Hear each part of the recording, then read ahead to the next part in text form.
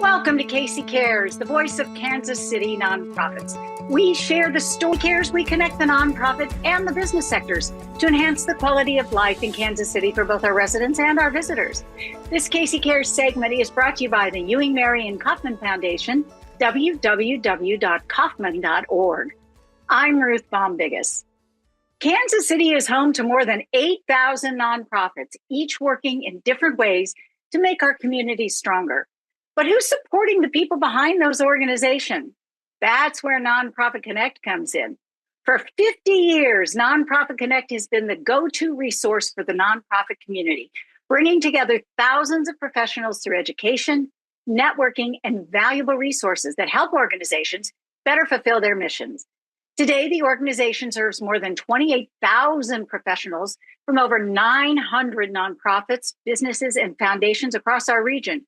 Earlier this year, Nonprofit Connect welcomed a new leader. Dr. Chad Harris stepped into the role of president and CEO, bringing a fresh perspective to an organization with a rich history and an important future. Today, Dr. Harris joins Casey Cares to discuss the vision for Nonprofit Connect, the opportunities and challenges facing the nonprofit sector, and how the organization plans to continue connecting, strengthening, and elevating the people making an everyday difference. Welcome to Casey Cares. We're so happy to have you. Thank you, Ruth. It's great to be with you today. Now, I know we said you're a, quote, newbie, but you're really not a newbie into the nonprofit space. Will you share a little bit of your background and what you've been doing and what's brought you to this point? Absolutely. Well, I appreciate the opportunity to be here today and talk about the important work of Nonprofit Connect. Well, yes, I'm new to the role in the last few months. I'm not new to Kansas City. I've been here over 19 years. First moved here for a role to be the executive director of Farmhouse Fraternities National Organization. I did that for over a decade and was really learning about the association management sector and leading in higher education and a lot of universities across the country. But then after a period of time there, decided it was time for the next chapter. And prior to Nonprofit Connect, the last 8 years, I'd been serving Cornerstones of Care as their Chief Development Officer and then later Chief Advancement Officer. So I've been very connected to the Kansas City nonprofit sector across my tenure, the last close to 20 years here in the community. And it's been really rewarding to connect with so many colleagues and professionals, both in association management, in fundraising, and the charitable side of the nonprofit work. And so this role and opportunity just felt like an awesome next step in my own professional career and journey. Well, with that pedigree that you have, which is certainly robust, you've got a lot of experience in areas that I think a lot of nonprofits struggle with, play with, whatever. And now you're at the association to help us all try to figure out some of that. Talk about a little how your experience really has been a perfect fit for this job. Sure. So I feel first and foremost, it makes me be able to relate to a lot of the folks that we are serving in the sector, not only as a professional, but as an executive leader, as a fundraiser, as a volunteer myself, having served on many boards and board service. And so a lot of those opportunities and perhaps perspectives that I bring to the table are present in this role professionally. And so I'm not drawing necessarily on what someone else says is a best practice, but based on my own experience, whether that's been in a fundraising role, whether that's been an executive director, whether that's been a board chair. So there's a lot of things that I'm drawing on that helps not only reinforce those practices that we're espousing, that we encourage nonprofit organizations to adopt, but also from a strong practitioner standpoint to say, I understand where this works, or I understand where this work gets harder. It's not always easy to adopt those best practices when maybe that results in change or organizational culture that has to be a shift. But knowing that there's organizations like ours out there that are helping individuals connect with peers that have been through it before. I think that's one of the benefits of the nonprofit sector is there aren't many new experiences. There may be new experiences to you in your role, but chances are there's somebody that's been through that before. sector. And we just want to help make sure that we can be that resource to connect them, be it through our programming or the networking that we provide, to be that best resource and support as people are encountering changes every day in their work. How did you come to the job? So there was a long, yeah. Yes, there was a longtime leader prior to you. So how did this come about for you? Yeah, well, I myself have been a member of Nonprofit Connect for almost the duration of my tenure in Kansas City. And so I personally have benefited from the organization when I've been an executive director, and the networking opportunities it provides, the programming. The last several years, I'd also been a member of the Fund Development Institute faculty. So I'd helped teach courses from a practitioner perspective on fund development and building a fundraising plan, had served on panels here and there. So the organization was not new to me. I'd been a member myself. And following in the footsteps of a longtime leader, there are big shoes to fill. The organization's a fantastic place, both financially and in terms of our brand position in the community. So that can be a big task to take on that helm. But I felt very fortunate that a lot of folks reached out to me when there was an announcement last fall that there would be a career transition happening and leadership transition. And so it's a nice feeling to feel recruited to a role, or for folks to tap you on the shoulder and say, have you thought about this next opportunity? And I was at a place in my own career where I was ready to take that next step again. And so really honored to have gone through the selection process. It was a very robust search. A national search was conducted, and to have landed in the role and have started then at the end of March. How did you begin those first days? You had obviously career experience with an organization, but here you're shifting to more of a across the sector type of job. So what were those first 100 days like for you? How did that look? Right. Well, I had told the search committee that one of the things I was most excited about is, while I come with a strong network of connections in the community, I was most excited about the opportunities to connect with organizations that were new to me. It's not beyond me to realize that there are so many, as you referenced, 9,000 organizations and beyond in our community. And so what's our role in connecting with those organizations, finding out who they are, what's on their mind? And so as part of my interview process, I had proposed that in my first 100 days, I would do a series of listening sessions to really quickly connect with community members to find out what's on their mind. We never want to assume. I have some hunches as to what, is out there, but let's double check that. And so had a really rewarding experience of going through 35 listening sessions in just 30 days. I did the count the other day. We had over 275 individuals register for those. And so we had a lot of voices that came to the table to share their thoughts. And there were some surprises, but also some things that I thought we might hear, we heard. And so that's just helping further inform our work in terms of where we're headed next. In the end, it was a really good use of my time, I would say, as you're trying to kind of observe and figure out how to structure your time. My schedule was very structured for 30 days. And there were a few 3-a-day listening sessions in there, but it was great to start and end the day with so many of our colleagues and nonprofit leaders, and hearing from them and connecting with them. I don't expect you to go into the whole report of what you heard, but what were, on the one hand, the things that really, said we're doing it right? And what were some of the surprises you heard? And then how is that guiding you? Yeah. So in terms of maybe doing it right, the community continues to turn to Nonprofit Connect for really foundational programming. When we think about the series of institutes that we offer and that we provide, they know to come to us for that programming, which we're very proud of. We continue to get feedback on that to make sure that it continues to be attuned to those needs. And over the years, we've added several more institutes. So we now currently have 6 different institutes that are focused around functional roles, especially if someone's new in their role, if they're new to the nonprofit sector, if they're new to an executive director, if they're new to fund development. And that's really important. And we heard lots of positive feedback about that. On the other end, we also heard from executive leaders themselves who said, we really appreciate the network and the opportunity that we have. But we also heard that there's a pretty wide swath in the middle that continues to need to be supported through programming. And so one of the things that we identified through those listening sessions is working to be more intentional and better in identifying maybe who a key audience is when it comes to certain programming. If we kind of draw a parallel between a college course, thinking about the 200, 300, and 400 level programs around topics that aren't the things that you're going to address your first day if you're new in the sector.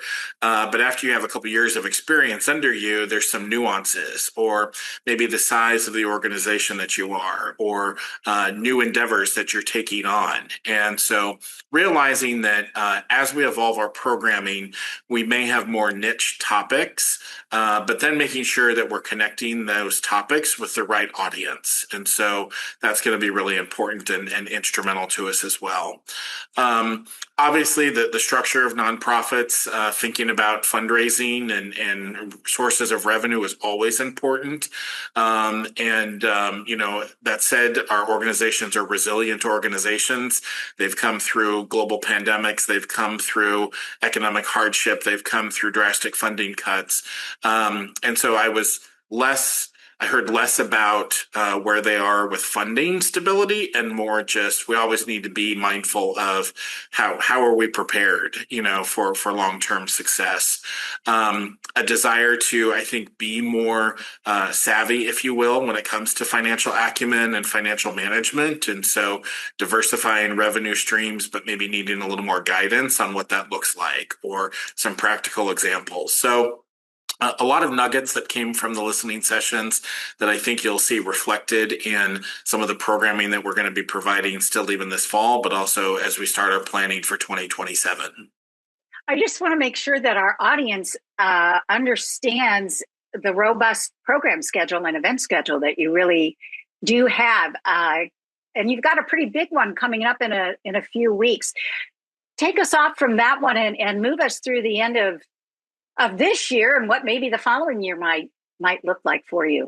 Yeah, so I'll start with kind of a marquee program that we have coming up at the end of August, on August 27th. We're so honored that we're going to have the president and CEO of the National Council of Nonprofits in Kansas City. Diane Yentl is her name. She's been in the role about 18 months. And what a time to be at the helm of leading the National Council of Nonprofits. There's a lot going on in our sector and in our space. And so we're honored that we'll be able to hear from her directly on what's happening. The National Council is based in Washington, D.C., and they help represent the voice of nonprofit organizations, in particular at the federal level. They're very keen and attuned to the advocacy work and changes that may happen in federal administration or legislation or rule changes. And so they're a very robust group that has lots of connections that are watching changes that will impact our work. And so we really appreciate their role in that regard. We're fortunate then that Nonprofit Connect is one of 58 organizations across the country that comprise regional and statewide associations that make up the National Council of Nonprofits. So our voice here in Kansas City is lifted up through our affiliation with that entity. And so there's lots of opportunities where there's a monthly call that I get on with my CEO peers and find out what's going on in other states, so that we're attuned to not only what's happening at the federal level, but also at the state level. I know advocacy can be a bit of a nebulous topic for people to really understand how best to have their voice heard, but we really appreciate the opportunities when we at Nonprofit Connect have put the call out for organizations to share their voice, whatever their opinion may be about a topic, so that we can make sure that that voice is being heard and lifted up. So it'll be a great opportunity to hear from Diane. That is part of our what we call our 501c Success Series. We do a number of kind of keynote addresses, if you will, or kind of seminal programs with national speakers a few times a year. We appreciate the support that Bank of America provides to help sponsor and underwrite that program. And so that'll be a great opportunity to come together. And that'll be the morning of Thursday, Thursday, August 27th. All right, I just have to interrupt there, though. Bank of America hit it's not a home run, I guess, scored well with its sponsorship of the World Cup. Yes. So will there be bracelets? I'm only kidding you. I was a volunteer with the World Cup, and I couldn't even get a bracelet. So it's like I thought at the final appreciation party they might have like the Bank of America bracelet as a parting memento gift for us, but no luck. So. And we might tell everybody, too, I think in Kansas City, it was a nonprofit organization that really brought all the fun stuff and the great stuff together. So kudos for the people who served on that and pulled that together as a nonprofit. All right, so we've got that great program in August. And then through the fall, paint a picture for us. Yeah. What's coming up? So we still have a number of what we refer to as our institutes coming up in August, September, and October. That includes our New Managers Institute. So professionals that are new in a management role or supervisory role. It's an opportunity to come. It's a 3-day program held 3 days over the course of 3 weeks. We have our Fund Development Institute. So individuals new in fundraising or resource development.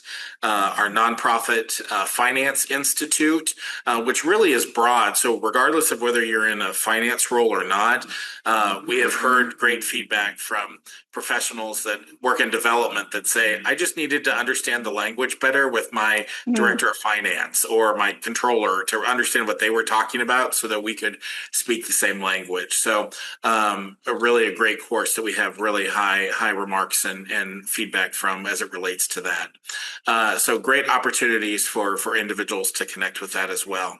Other institutes that we do that have either already concluded for the year or that we've already had, we're about halfway through our Executive Director Institute. So individuals that are new as an executive director, that's over the course of 6 months, have the opportunity to, through a cohort experience, really connect with fellow executive directors and new leaders, as well as then our Marketing Managers Institute. So learning about the ins and outs of marketing and some best practices. And even if you've been in a marketing role, maybe it's a chance to hone your skills and develop as well further there. So those are some of the institutes. We also, throughout the year, will host peer networking roundtables. So those are also around usually functional roles. We do those once or twice a year. So we'll bring operations folks together or CFOs together, development folks together. So look for those. It's pretty open forum. So whatever's on your mind is attendees kind of determine the content for the day and peer learning and peer sharing opportunities. And then as part of our network with the National Council, we have a number of opportunities that we can put forward for web-based programming beyond what we offer ourselves. So we have the ability to tap into the programming from those 58 other organizations that they may be providing in some electronic-based or web-based programming. So we call those partner programs. So lunch and learn opportunities, some series of things. And we found that to be a great network for us to tap into to perhaps supplement some topics that maybe we haven't had the time or the capacity to develop a program for, but that we want to make sure that our members know that they need that content. And so it's a great kind of on-demand program opportunity as well. And you have socials too. There are a few socials in there. Yes, so we do. There's a little party in the nonprofit. Yep. Yeah, member mixers and networking opportunities. One, it's a great way to just expand your own network, but that's also a fantastic way where our business partners come into play, where you can meet folks that are in the for-profit sector, but have a keen interest that have identified the nonprofit sector as a market that they want to work with. And so our business directory is a fantastic resource, especially especially when a nonprofit may need, assistance when it comes to strategic planning or marketing support or IT support. Lots of business vendors that are out there that have an interest in our sector, and it's a great way to connect with them, not only in person, but also through our directory to maybe find networks and contacts and referrals.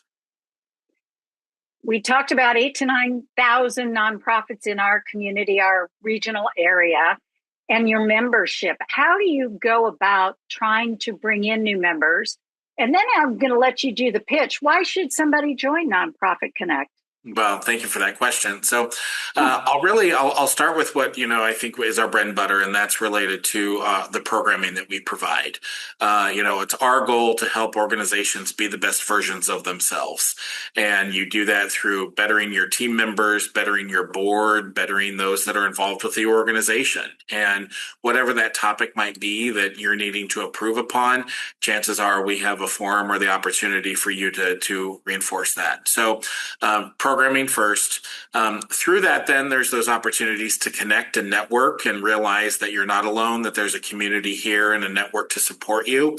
And those things, I think, really bring the value, to top of mind. The third piece then is that we take time to celebrate. And so there are opportunities throughout the year when we celebrate the impact and the work of our sector through our award celebration that we have in the spring of every year, and then every fall through our Philly Awards, which are awards around marketing and communications and creative design related to the work that nonprofits do and telling their story. And so that's a fantastic event every year to come together to celebrate. And so regardless of what the entry point is for you, we hope that you have found value and connection, and that entry point is just the start of your journey or your connection with Nonprofit Connect, and that from that you find other opportunities that are a benefit to you as well and to your organization. Now that you've been on board for a hot minute, maybe a little longer, are you finding your rhythm? Are you finding where to spend your time and what priorities there are? And what are your priorities? Yeah, good question. So I don't think our priorities have changed much. I mean, it's still around programming, it's still around networking, it's still around celebration, it's around advocacy. But how we go about that may change or may look different. And so what does it mean to, provide state-of-the-art programming today, especially as we're seeing some big kind of generational shifts in leadership that are occurring? There's lots of shifts that are happening in the sector from a lot of different perspectives. And so how are we helping our members navigate that, be prepared for that next generation of leaders? How are they being set up for success to support that work? There's some very foundational things that don't change. But there's, again, I go back to that. There are kind of 2.0 and 3.0 conversations that maybe we need to be lifting up and making sure that we're providing a space for our leaders to feel that they're supported and bring those to the forefront and learn from one another or learn from experts that we're able to identify that can be a resource for them. You said leadership is one area that you're hearing about, a generational shift. What do you mean by that? So one, we're seeing there's been a lot of chatter, especially in the fund development area, around the generational wealth transfer.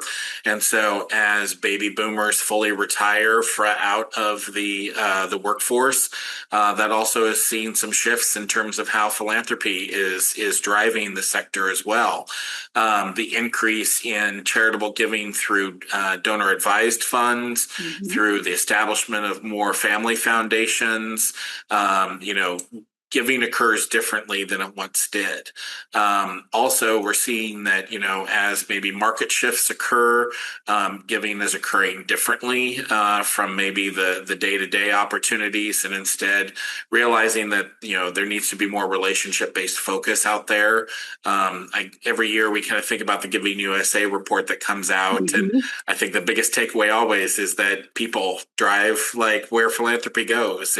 And so people have to have a relationship and have to have a connection, and that's based on relationships. Even if it's through a corporation, it's still relationships that are established through people. So those are some things that I think when we think about, generational changes and leadership.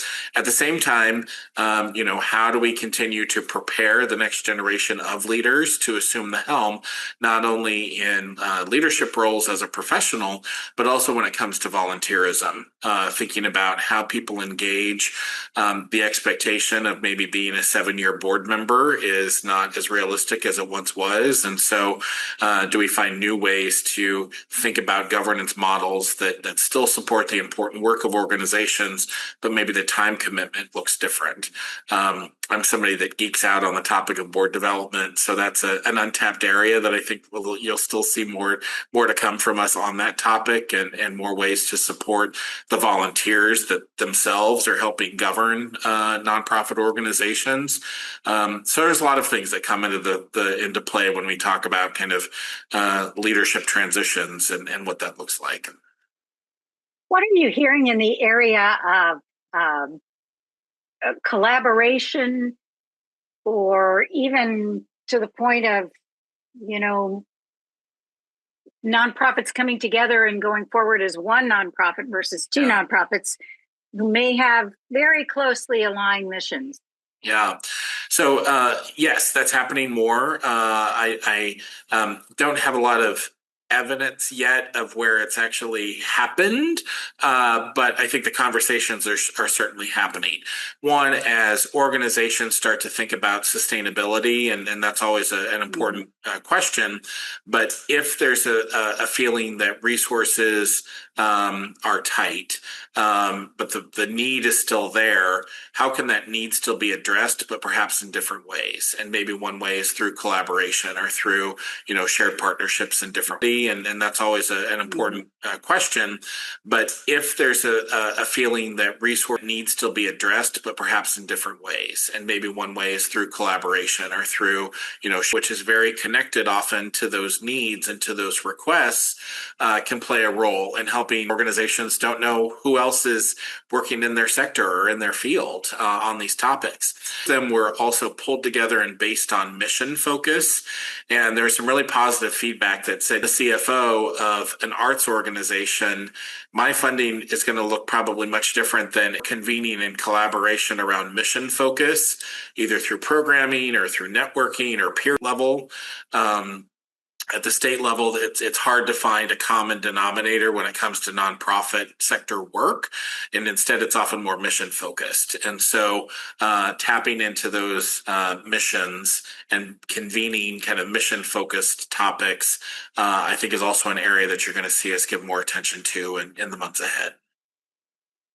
We have a moment or two left. Where's the best place for people to go to find out the very latest on NP Connect? I should say Nonprofit Connect. NP Connect seems to be the easy kind of initial name. That's right. So, well, yes, find more about Nonprofit Connect at npconnect.org.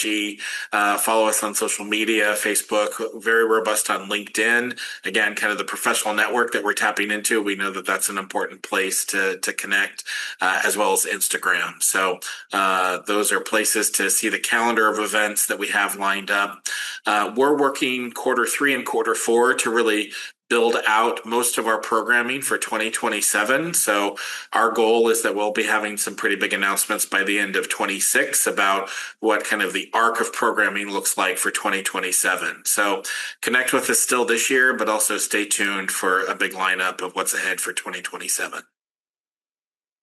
Dr. Harris, thank you so much for coming on and sharing with us where NP Connect is, your background, leadership, keeping the organization that's a half a century robust and more into the next half a century. So we appreciate your time here on KC Cares. Thank you so much, Ruth. We appreciate the opportunity. Thank you for joining us for KC Cares, Kansas City's nonprofit voice. We're produced by a nonprofit as well called Charitable Communications. This KC Cares segment was brought to you by the Ewing Marion Kaufman Foundation, www.kaufman.org. Now, if you'd like to know more about us, go to our website, which is kccaresonline.org, and spread the love. You'll find us on Facebook and Twitter at KC Cares Radio, and on Instagram at KC Cares Online, and LinkedIn under Charitable Communications. And You can catch us Saturday mornings at 8 a.m. on ESPN 1510 AM and 94.5 FM. Thank you for joining us.